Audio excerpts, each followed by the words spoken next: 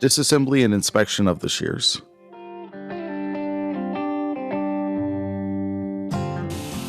A fine brass wheel is used to remove corrosion. Ride line work is performed prior to sharpening on damaged shears to allow for more material removal when correcting the edges. Always double check the angle you are sharpening at to replicate the factory angle and remove as minimal material as possible.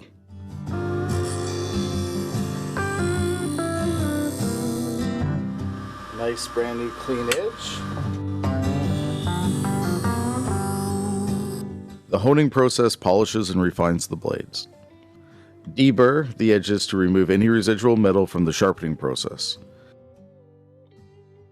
Reassemble, lubricate, and set up the shears.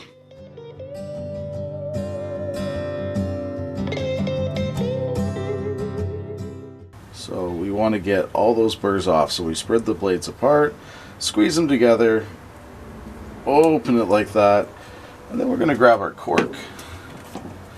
We're just going to stroke out the edge, just pulling any burrs off,